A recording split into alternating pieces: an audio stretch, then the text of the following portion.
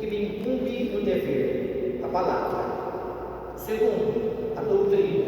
E o terceiro, aquilo que nos chamou hoje aqui, que é essa celebração que não me exalta, mas ao contrário, nos preocupa. Eu vou dizer por quê. A primeira, que é a palavra, vocês entenderam a dinâmica. Desde domingo agora, encerrou-se o tempo do Natal e, portanto, voltamos ao tempo comum. O tempo comum, vocês sabem, ele recorda liturgicamente o tempo da missão de Jesus. As palavras que vão ser lidas a partir de agora na semana nos lembram o tempo todo Jesus tem missão, traduzindo para nós as dificuldades do caminho, como agora vocês ouviram no Evangelho. Cristo que se humilha diante das circunstâncias, atormentado até pelos demônios, ele está acima de todos, para fazer calar o mal e fazer com que todos, admirados ou não, aprendam a fazer o bem, principalmente salvando aquele que estava possesso pelo demônio, mesmo que fosse um dia de sábado. A articulação do demônio, particularmente, desafio para os crentes, porque alguns crentes acreditam até hoje que Deus está configurado ao que eles querem. Jesus mostra que não, ele se configura à verdade. E qual é a verdade? A primeira leitura também nos falou: Deus é amor, e um amor que se preocupa com todos, não importa o dia e nem a hora. Se vocês repararam, na primeira leitura trouxe o que Dorinês leu, o Salmo 8, que pergunta: que é o homem, Senhor, para dele se lembrares e deles tanto carinho? Porque mesmo não tendo importância nenhuma por causa de sua fraqueza, Deus os fez um pouco abaixo dele. Toda obra da criação se volta para o ser humano, razão pela qual se mostra aqui na palavra a importância que os homens têm diante do Criador, que não se arrepende de fazer a sua criatura. É por isso que a primeira leitura chegou a dizer que Cristo então se abaixa, se humilha e chega até a sofrer, para que nós, longe do sofrimento, entendamos a dignidade e a razão do nosso chamado, o chamado que Deus fez para cada um, em particular, porque ninguém deve ser jogado fora. Por isso que o exercício da missão de Cristo, baseado no seu sofrimento, é persistente, paciencioso e, acima de tudo, humilde. Diz um dos santos da igreja, que foi Papa São Leomagno, compreendendo a missão de Jesus, ele chega a dizer: na verdade, toda a vitória do Salvador, dominando o demônio e o mundo, foi iniciada na humildade e consumada na humildade, porque ele, mesmo tendo tudo, não usa de tudo para se gabar, mas para mostrar que todos nós, na mesma humildade, podemos sim alcançar o céu, porque este é o objetivo de Jesus: devolver a cada um o que o demônio roubou, o seu direito de estar no céu. Desde que exista perdão, consciência, renovação de costume, atitude nova, Cristo nos faz também novas criaturas. Este é o objetivo desta palavra, razão pela qual confiamos então na missão dele e continuamos o caminho. É por isso que a Santa Doutrina ensina qual é a razão então do sacerdócio que eu carrego. Hoje, completando 8 anos de pároco e 8 anos de reitoria nesta basílica, nós compreendemos então uma única coisa: eu, acima de todos, tenho um dever mais grave. Qual é o dever mais grave? Fazer com que isso continue acontecendo.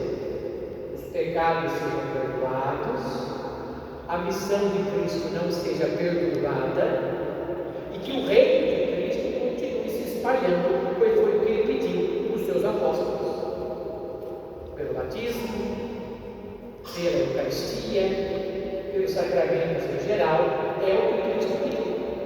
E é por isso que eu estou aqui, porque eu, em nome da igreja, venho continuar essa missão. Eu, com muitos anos de mim, e depois vocês sabem, depois de mim. É por isso que nos ensina a doutrina a gravidade da minha missão. Então aqui eu não chamei vocês para o elogio à minha pessoa, mas eu chamei vocês para compreendermos juntos o meu sacerdócio e em seguida o seu. Porque o que nos ensina o catecismo? Eu tenho o sacerdócio sacramental, mas os senhores, pelo batismo, têm o sacerdócio régio, aquele que Deus lhes deu por incumbência do seu batismo, que é reinar com Ele, celebrar Ele e com Ele viver uma vida profética que anuncie a verdade e denuncie o mal. É por causa disso que eu chamei vocês, porque cada um dos senhores que representam outros grupos sabem perfeitamente para que vocês estão. E estão aqui comigo para nos ajudarmos mutuamente a fazer com que nada, nem tempo, como por exemplo foi a pandemia, feche a porta do amor de Cristo para quem precisa. Nós não podemos permitir que isso aconteça. É por isso que essa doutrina nos ensina desde tempos antigos a essência do sacerdócio. De Dante chega a dizer assim: os sacerdotes, em virtude do seu estado, do sacramento, são chamados por Cristo a imitá-lo em sua perfeição. Esta obrigação é tão grave que Santo Afonso de Ligório, fundador dos padres redentoristas, não hesita em afirmar que peca mortalmente o sacerdote que toma a decisão de não tender a perfeição ou de não fazer dela caso nenhum, como se a história dos perfeitos só são Cristo e Maria e mais ninguém. É verdade, mas não quer dizer que não devemos fazer nada em relação ao que eles são e, portanto, deixar de imitá-los. Entre suas virtudes se destaca a obediência, que é própria dos sacerdotes, que não lhe submete somente a Deus, mas também diante das regras dos superiores, para sufocar seu orgulho, para nos fazer lutar bravamente contra a própria vontade, essa que tantas vezes distancia o ser humano de Deus. É necessário então mortificação, humildade, paciência, tudo isso para ver Deus, e tudo isso para nele confiar, que lhe aumente então a santa virtude da caridade, que nos une intimamente a Cristo. O sacerdote tem tudo isso. Então, portanto, para compreender esta verdade, nós somos chamados, de todas as formas, a exercer o ministério da perfeição. Eu, mais gravemente dos senhores, mas todos nós juntos. E a perfeição só se dará quando obedientes, não a mim, mas ao que Cristo quer, porque é o que eu devo mostrar, nós nos reunirmos para celebrá-lo, adorá-lo e edificá-lo. O seu, o meu, o testemunho de cada um de nós. Lembrando, então, todos nós, que nada do que existe aqui é nosso. A catequese não é minha, aquele grupo não é meu, aquele trabalho não é meu, essa cadeira não é minha, nada é nosso. Vamos ficar com outros, como já herdamos, e que particularmente sabemos, mas todos nós com deveres a serem cumpridos, porque na hora certa vamos ter que apresentar a Ele a satisfação do que devíamos ter feito. E vocês se recordam do que disse Cristo no Evangelho. Vocês digam com alegria: fizemos o que deveríamos ter feito. Oferta de Deus, fizemos o que deveríamos ter feito. Porque a nossa consciência nos leva a pensar que devemos fazer. Todos nós fazer com que Cristo não seja esquecido jamais, como lembra uma das principais regras da ordem de São Pedro: que jamais nada nem ninguém passe à frente de Cristo, se antepõe a Cristo. Este é o nosso dever. Por isso é difícil. Por isso que o sacerdócio é difícil. Por isso que parece que o sacerdócio tem uma marca de uma ferida. Porque cada vez que nós falamos desta consciência, nós lembramos então qual ferida nós vamos mexer. E sabe qual que é a pior ferida? A sujeição, o silêncio, a humildade de abaixar a cabeça à verdade que não é minha, mas é de Cristo. Essa é a pior. Não tem nada sexualmente dizendo, não existe nada moralmente dizendo que seja pior do que a obediência, a humildade e o silêncio. É a tarefa de todas a mais difícil, mas que somos todos chamados a fazer. Por isso, o Concílio Vaticano II, um documento chamado Presbyterorum Ordinis, da Ordem dos Presbíteros, diz assim: o pároco exerce o cuidado pastoral de uma paróquia abaixo da autoridade do bispo diocesano para auxiliar e se unir ao ministério de Cristo, favorecer a comunidade com o serviço de ensinar, santificar e governar, junto aos fiéis de acordo com o direito. Deve ser então um ícone, ou seja, uma imagem, semelhança da presença do Cristo histórico, daquele que andou com o povo, que curou o povo, que estava junto do povo, no anúncio da palavra, no cuidado com os necessitados e na difusão do reino de Deus, encorajando seus colaboradores com ele, por causa de Cristo. Compreendendo tudo isso, meus amigos, nós entendemos pela doutrina e pelo ensinamento a gravidade do meu serviço, mas também do vosso. E a última coisa que eu digo é que eu não consigo sozinho. A cada ano que adentro do paroquiado desta paróquia, o trabalho visível parece prático aos olhos de quem vê.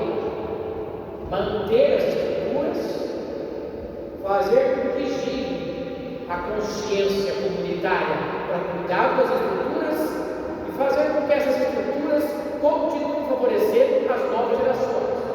Essa é a nossa tarefa visível. Mas aquela que é invisível, espiritual, vocês sabem, ela é cansativa, é difícil, não se consegue fácil, por mais de 200 anos de vícios que a nossa paróquia tem. Ainda dando importância a muitas coisas que simplesmente vão se esvair com o tempo, ou quando não, quando nos preocupamos demais com os nossos sentimentos acima do sentimento de Cristo. Isso me preocupa muito, porque a cada ano, muitas vezes, eu lhes revelo me sinto mais fraco. Perante essas verdades que vocês sabem, não vêm sozinhas. Eu não lido com o sentimento de quem está aqui há 50 anos, 60 anos, 40 anos, há quase 100, vindo na Lourdes, que foi nossa catequista há tanto tempo, que está com 102 anos. Eu lido com as coisas que vêm com o tempo e que não param de entrar e refletir sobre nós. Hoje, junto com a nossa juventude, com sentimentos que muitas vezes nos assustam, eu digo aos catequistas, e que vocês sabem que eles vêm de todos os lugares, porque entram, se infiltram e cada vez mais dominam o nosso coração e o nosso sentimento. Sentimentos obscuros, que fazem pôr em dúvida o amor de Cristo, a esperança nele, muitas vezes, que de fato a verdade nos direciona. Quando menos espero, eu faço de tudo para que nossa paróquia não entre num gueto, aonde facções continuam brigando verdade, ou simplesmente se degradeiam umas com as outras, porque não compreendem mais a si mesmos, porque não sabem mais se tratar como irmãos, diante de uma família que tem filhos diversos. E devemos tomar muito cuidado para não imitar o exemplo da família de Jacó, que vocês conhecem com a história de José do Egito, quando os irmãos, não suportando mais aquele que era mais novo, porque trazia novidades, e empurraram uma cisterna vazia para ser vendido como escravo. Nós não podemos fazer isso. Nós não podemos repetir os erros do passado. E é por isso que eu lhe chamo, para dar sentido ao sacerdócio que eu tenho convosco, para que não tenhamos medo e nem percamos a esperança, porque tudo que eu disse, vocês sabem, não é fruto do pensamento do homem. Não foi o Papa que veio com essas palavras. Antes foi Cristo, que vocês viram com que autoridade falou o Evangelho para o demônio que lhe instigava. Cala-te e sai dele. E o demônio mesmo fazendo ruídos, saiu. E o que foi que admirou as pessoas daquela sinagoga? Vocês ouviram? Que a autoridade é essa tão nova, que ele traz até sobre os espíritos impuros. Esta autoridade vem de Cristo. E ele vem antes de nós. Por isso lhes encorajo, não com essas palavras, a se perderem, mas ao contrário, se encontrarem. E renovarem hoje a sua esperança naquele que sabe perfeitamente o que acontece ao nosso lado, para que rezando juntos, meditando juntos, não perdamos a esperança por aquilo que estamos trabalhando e promovendo, que antes de qualquer coisa é o reino de Deus. Então hoje, meus amigos, meus irmãos, não lhes chamei por nenhum privilégio, apenas para dividir com vocês o peso desta cruz maravilhosa que foi dada para cada um de nós. Cruz maravilhosa, porque sem ela ninguém entra no reino de Deus. Cruz maravilhosa, porque ela nos ensina a sermos humildes. Cruz maravilhosa, porque nos lembra que não estamos sós, Cristo também estará. Então, portanto, Deus abençoe muito a nossa missão hoje, ao lembrar do meu paroquiano e ao lembrar dos senhores, os paroquianos, estão juntos comigo nesta missão. Deus abençoe, Deus proteja e guarde muito perfeitamente o nosso caminho. Amém. Louvado seja nosso Senhor Jesus Cristo. Para sempre seja louvado.